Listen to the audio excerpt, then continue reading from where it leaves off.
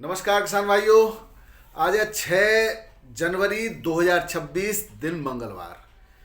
किसान भाइयों, कुछ कृषि संबंधित समाचार हैं, कुछ आलू की फसल से संबंधित आपकी समस्याएं हैं और बताएंगे विभिन्न मंडियों में नए पुराने आलू के भाव। सलाह देना हमारा काम है, परिस्थितियों के हिसाब से मानना और न मानना आपकी इच्छा पर निर्भर करता है। बाकी कुछ चीज़ें ऐसी भी हैं किसान भाइयों कि कुछ लोग या तो अपनी कमाई के चक्कर में या जो है यूट्यूब पर वायरल होने के चक्कर में गलत चीज़ों को भी वीडियो बनाते हैं और देते हैं। हमारे देश की पॉलिसी ऐसी है कि इसमें किसी का कुछ आसानी से बिगड़ता तो है नहीं, तो कुछ भी कह देते हैं। तो थोड़ा सा फसल से संबंधित जानकारी लेते समय मेरा बस इतना जरूर सुझाव जरूर मान लीजिएगा कि सामने वाला व्यक्ति जिसकी आप जानकारी ले रहे हैं, जिसकी बात मान रहे हैं, वो स्प्रे के संबंधित आपके आलू की फसल से संबंधित जो ज्ञान दे रहा है उसकी क्या क्वालिटी है। उसके पिछले वीडियो देख करके अगर आप नहीं जानते तो उसके बारे में थोड़ा सा जानकारी करने के बाद ही उसकी बात का अनुसरण करें। क्योंकि किसान भाइयों, मैंने कुछ ऐसे वीडियोस भी देखे हैं, मैं नाम किसी का नहीं लूंगा, मुझे किसी के विरोध से क्या कोई मतलब नहीं, मुझे अपने किसान भाइयों को गलत चीज़ों से बचाना है। मैंने देखा है कि जो कंपेटिबिलिटी नहीं है, वैसे हजारों क्वेश्चंस मेरे व्हाट्सएप पर और कमेंट बॉक्स में भी होते हैं और बहुत सारे यही इसी को लेकर के होते हैं कि हम इसके साथ उसको मिला सकते हैं अथवा नहीं मिला सकते हैं।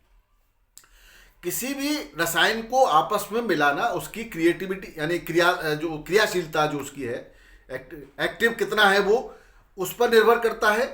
उसके पीएच की जो किस पीएच पर वो घुलनशील है और घुलने के बाद पानी मिलने के बाद कितना पीएच कैसे उसकी जो है अम्लीयता है या क्षारीयता है, इसको ऐसे करके उस पर भी निर्भर करता है। एक अम्लीय प्रकृति का रसायन क्षारीय प्रकृति के रसायन में कभी मिलाया नहीं जाता। ऐसा होगा तो वो न्यूट्रल हो जाएगा, यानी कि उसका जो जिस उद्देश्य के साथ हमें स्प्रे करना अपनी फसल पर, चाहे गेहूं हो, चाहे आपका सरसों हो, चाहे आलू हो, कोई भी फसल हो, हर किसी में ये सब लागू होते हैं। तो कितने पीएच पर वो अपना फंक्शन करता है, अपना काम करता है, जिस उद्देश्य के लिए हमें जो है उस पर स्प्रे किया जा रहा है, और उस पीएच को ही हम चेंज कर दें दूसरी चीजें मिला करके, तो वो जो हम जिस उद्देश्य से उस रसायन का या उस यौगिक का या जो भी हम पर्टिकुलर चीज का स्प्रे कर रहे हैं अपनी फसल पर, वो हमारा पूरा नहीं होगा। अब किसान भाइयों, जैसे कि मैंने जो गलत रील देखी उसके बारे में बता दूं कि कैल्शियम के उत्पादों के साथ, कैल्शियम नाइट्रेट के साथ सल्फर को मिक्स कराने की कुछ सलाह दे रहे थे कि इसको आप ये करें वो करें 50 से 55 दिन पर, जिसकी कंपेटेबिलिटी नहीं है।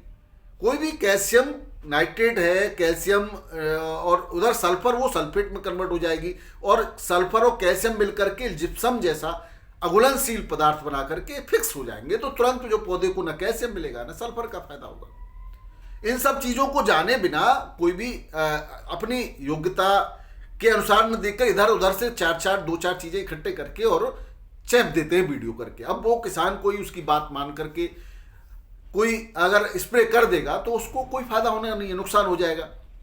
तो इससे बचने के लिए आप एक बार कोई भी, और किसान भाई एक चीज और बताओ, मैं कहता हूं कि ये मिलाकर आप दे सकते हो, लेकिन हो सकता है कि आपके जो पानी आप प्रयोग में ले रहे हैं वो जिस स्रोत से पानी आ रहा है उस स्रोत में भी लवण हो सकते हैं, और उनका भी प्रभाव आपके जो आप स्प्रे करने के लिए मटेरियल लाए हैं, जो भी पदार्थ लाए, जो भी यौगिक लाए, उनके आयनों का और उसके आयनों का भी आपस में रिएक्शन हो सकती है। तो आप पानी का भी असर होता है उस पर, भले ही कंपेटेबिलिटी हो उसकी मिलाने की, लेकिन आपके पानी में जो लवण है उसके साथ ना हो। तो आपको बार बार मैं यही कहता हूं कि एक बार किसी भी जार टेस्ट यानी किसी भी आप पात्र में प्लास्टिक के आप ग्लास ले सकते हैं, प्लास्टिक की बोतल ले सकते हैं, आप कांच का ग्लास ले सकते हैं, उसमें सभी को मिला करके ये जांच ले कि आपका घोल फट नहीं रहा हो, पहला नंबर, कलर परिवर्तित नहीं हो रहा हो, दूसरा नंबर उसमें से कोई गैस नहीं निकल रही हो, और तीसरा नंबर उसका पीएच के ही है। अगर कलर परिवर्तन हो रहा है तो पीएच परिवर्तन हो रहा है, और वो नीचे या ऊपर उसका अवक्षेप ना आ रहा हो। अगर ऐसा कुछ नहीं हो रहा है काफी देर तक रखे रहने पर, तो आप उसका बड़े आसानी से स्प्रे कर सकते हैं। दूसरी बात किसान भाइयों, कुछ पदार्थों की सलाह स्प्रे के अतिरिक्त आपको पानी के साथ चलाने की दी जाती है। तो ऐसे चीजें जो आपस में घुल करके सॉलिड में कन्वर्ट हो जाए या अघुलनशील चीजों में कन्वर्ट हो जाए, उनको पानी के साथ भी घुल करके नहीं चलाया जा सकता। ज्यादा मात्रा में पानी जा रहा है, आप लगे को वहां पर उसका असर नहीं दिखेगा, लेकिन जब वो मिट्टी की परत पर रिएक्शन करेगा तो पौधे की जड़ों तक उसका कोई लाभ नहीं होगा, उसको पौधे को कोई फायदा होने वाला नहीं है। तो इन बातों का आप अपने फसलों में प्रयोग करते समय अवश्य ध्यान दीजिएगा। अब किसान भाइयों, हाथरस, उत्तर प्रदेश के हाथरस से खबर है, वहां के अमर उजाला में बड़ी बड़ी लाइनों में छपा है कि यहाँ पर 65% फसल जो है अगैती और पिछैती झुलसा की चपेट में आई। हालांकि पिछैती झुलसा जो लेट ब्लाइट है वो अभी कम है, कहीं कहीं दिखाई दे रही है। उसके लक्षण के बारे में हमने कल के वीडियो में बताया था। हमारे पास अलग से भी दोनों वीडियो पड़े हुए हैं, अगैती और पिछैती झुलसा और अन्य रोगों के बारे में भी वीडियो चैनल पे डिस्क्रिप्शन में जाएंगे, आपको बहुत सारे लिंक मिल जाएंगे। आप अपने जरूरत के हिसाब से वीडियो को जरूर देखें, पूरी जानकारी करे बिना कोई भी निर्णय नहीं लें आप। किसान भाइयों, इन्होंने यहाँ पे बताया है कि इसका जो असर पड़ा है वो सरसों, आलू, टमाटर की फसल पर, जैसे कि कोहरा भी इन दिनों में छा रहा है और काफी 2-4-5 दिन तक धूप अगर ढंग से नहीं निकलेगी तो जो है ब्लाइट के आने की संभावना कई गुना बढ़ जाती है। न केवल अगैती ब्लाइट लेकिन पिछैती ब्लाइट भी अपने पूरी तरह से पौधों पर को घेर लेती है। चिपसोना और सूर्य और 3793 जो आलू की किस्में हैं, इन पर ज्यादा प्रकोप देखा गया है अलीगढ़ और हाथरस, सासनी और इस क्षेत्र में। किसान भाइयों, हाथरस जिले में 52,000 हेक्टेयर क्षेत्रफल में लगाई गई थी आलू की फसल, जिसका 65% करीब 30-35 हजार हेक्टेयर प्रभावित दिखाई दे रहा है जो है आलू इन रोगों से। तो निश्चित रूप से जब रोग आएंगे तो आलू की पैदावार पर असर पड़ने की संभावना है। ये सब मौसम न खुलने के कारण होता है, ये मैं आपको पहले बता चुका हूं। और जब मौसम नहीं खुलता है तो किसान भाई जो छिड़काव करते हैं, दवाइयों का प्रयोग करते हैं, उसका भी असर फसल पर पूरी तरह से नहीं हो पाता और इसकी वजह से रोग कंट्रोल नहीं होते और फसल पूरी तरह से बर्बादी के कगार पर चली जाती है। इसलिए ही हम बार बार आपको कहा जाता है कि समय रहते ही प्रोटेक्शन के लिए कोई प्रोटेक्टिव कॉन्टैक्ट फंगिसाइड का प्रयोग करते रहना चाहिए। अब बात करें किसान भाइयों, एक बात और मैं आपको बताना चाह रहा था कि आजकल जो आलू खोद करके किसान भाई मंडियों में ला रहे हैं, तो लोकल स्तर पर जो आलू की आपूर्ति है वो पर्याप्त है। कच्चा आलू अगर ज्यादा कच्चा है, जिसका छिलका उतर करके दूसरे दिन काला पड़ रहा है, ऐसी परिस्थिति में बाहर की मंडियों के जो खरीदारी होती है व्यापारियों द्वारा, वो उतने कच्चे आलू की खरीदारी वो नहीं करते और इसलिए लोकल स्तर पर उसकी बिक्री नहीं है। तो फिर वो किस रेट में बिकेगा आप जानते हैं। इन सभी नुकसानों से बचने के लिए जब तक छिलका पक्का न हो जाए, आलू की पर्याप्त मोटाई नहीं हो जाए और उसकी जो छिलके की जो मजबूती है वो अच्छी तरह से न हो जाए, तब तक मंडियों में लाना कोई समझदारी नहीं है। क्योंकि बाहर की लोडिंग के लिए पके छिलके का आलू ही बाहर के लिए जाता है और जब तक बाहर नहीं जाएगा तब तक उसके अच्छी रेट मिलने के चांस कम है। इसलिए थोड़ा सा आप सब्र जरूर करें, क्योंकि जिनकी बुवाई नहीं हो रही है, क्योंकि कुछ किसान भाइयों ने सोच रखा है कि भाई हमें कोल्ड में नहीं रखना है, ऐसी खबरें भी हैं हमारे पास, हमें हर हालत में मंडी में बेचना है। वो आपका निर्णय है, आप निर्णय ऐसा ले सकते हैं, लेकिन फिर भी हम यही चाहते हैं कि आपको कम से कम आपकी लागत पूरी निकले, आपको कुछ अच्छे रेट मिले, ये बेहतर रहेगा। उसके बाद परिस्थितियों पर नजर बनाए रखें। और जो भी लोग कहते हैं कि ऐसा होगा वैसा होगा, कोई ज्ञानी या संपूर्ण ब्रह्मांड का जानकार तो है नहीं, कोई भविष्यवक्ता तो है नहीं। तो आप अपना दिमाग, अपना परिस्थितियां, अपने आसपास की जो स्थिति है उसको देख करके इन निर्णयों में पूरी जो है किसी और के साथ न रहे, अपना स्वयं का निर्णय लें। किसान भाइयों, एक बढ़िया अच्छी खबर यह है कि भारतीय कृषि अनुसंधान परिषद ICAR ने 25 फसलों की 184 उन्नत किस्मों के बारे में जानकारी दी है कि उन्होंने अभी जारी कर दी है। हमारे केंद्रीय कृषि मंत्री माननीय शिवराज सिंह चौहान जी ने बताया कि 184 नई उन्नत किस्मों में से सबसे ज्यादा धान की 60 किस्मों की अभी जो है उनको जारी किया गया है। उसके अलावा 50 मक्का की और 13 तिलहन की फसलें हैं, तिलहन की जो है किस्में हैं, बाकी अन्य फसलों की हैं। किसान भाइयों, उन्होंने एक और जानकारी दी कि 2025 में धान का उत्पादन 15 करोड़ टन से ज्यादा करके भारत चीन को भी पछाड़ते हुए दुनिया के अग्रणी देशों में, चावल निर्यातक देशों में शामिल हो गया। यानी कि चीन सबसे ज्यादा है, तो उसके बाद भारत, तो अब भारत अग्रणी चावल निर्यातक है। और किसान भाई दूसरी बात यह है कि गुजरात पूरे भारत के अंदर सबसे ज्यादा भिंडी उत्पादक राज्य, नंबर 1 भिंडी उत्पादक राज्य बन गया है। तो ये कुछ आपकी जानकारी की खबरें थी।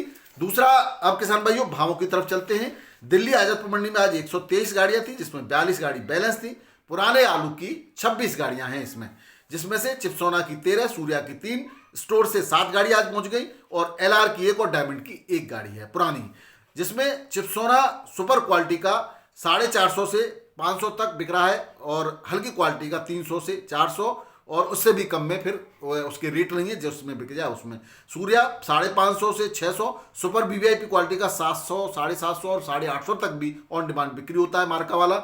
उसके अलावा अगर हम स्टोर की बात करें वो 200 से 250 रुपये पैकेट का रेट है। अब बात करें नए आलू की तो संभल से 50 गाड़ी है नए आलू की, 280 से 350, एक्स्ट्रा सुपर क्वालिटी का 370 तक की बिक्री है। बम्पर आलू 400, 450 रुपये पैकेट के रेट से बिक्री होता है। वहीं बात करें पंजाब की 35 गाड़ियां हैं, 250 से 320 रुपये पैकेट की रेट है। एलआर की 10 गाड़ियां हैं, 350 से 410, 420 रुपये पैकेट की रेट से एलआर आलू बिक्री हो रहा है। जहीराबाद की 3 गाड़ियां हैं, 280 से 330 और मोटा क्वालिटी का बम्पर आलू 400 रुपये पैकेट के रेट से दिल्ली आजादपुर में बिक्री हो रहा है। बात करें बाराबंकी की, यहाँ पर कन्नौज का और आसपास के क्षेत्र का और लोकल आलू आने लगा है। 700 रुपये क्विंटल और हल्की क्वालिटी का 600 रुपये क्विंटल के रेट से बिक्री हुआ।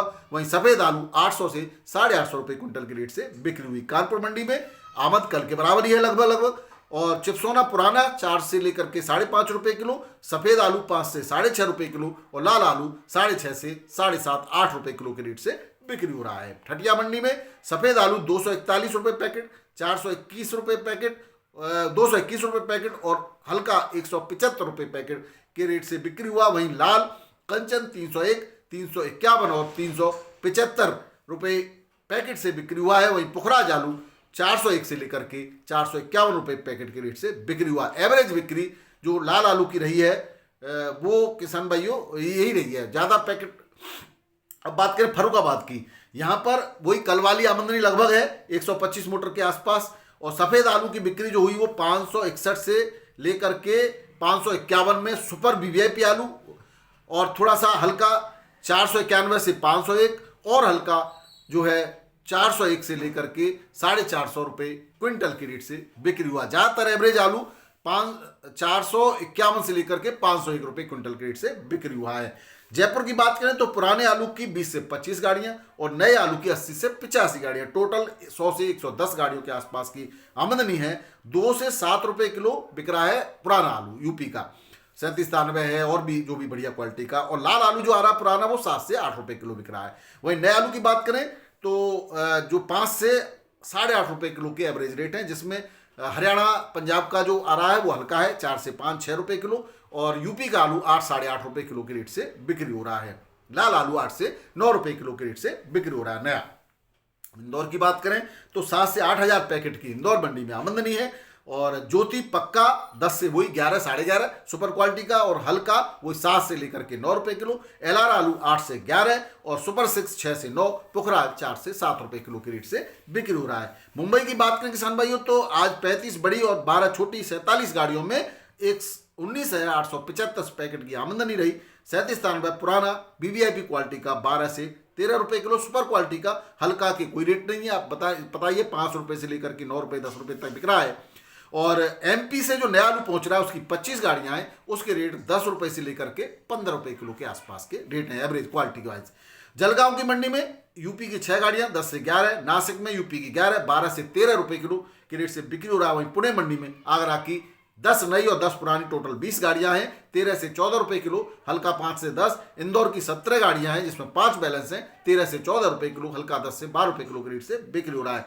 बेंगलोर मंडी में 16,905 पैकेट की आमदनी है, जिसमें यूपी की 22 गाड़ियां हैं, 13 से 19 और सुपर क्वालिटी का 20 रुपये किलो तक बिका। आज थोड़ा सा आलू के अंदर यहाँ सुर्खी दिखी बड़े आलू के भाव, और नया आलू जो इंदौर से पहुंच रहा है उसकी 3 गाड़ियां हैं, 15 से 19 रुपये किलो के रेट से नया आलू भी बिक्री हुआ है। चेन्नई की बात करें तो यूपी की 6 गाड़ियां हैं, 14, 15 और सुपर वीवीआईपी क्वालिटी का लॉट 16 रुपए किलो तक की बिक्री देखी गई। वहीं हल्की क्वालिटी का 12 से 13 रुपए किलो। इंदौर की 16 गाड़ियां हैं, 13 से 15 रुपए किलो के रेट से इंदौर का आलू बिक्री हुआ। अब बात करें किसान भाई हैदराबाद की मंडी में, यूपी की 22 गाड़ियां हैं, यहाँ पर 302 आलू 16 और 17 रुपए किलो तक के रेट से बिक्री हुआ।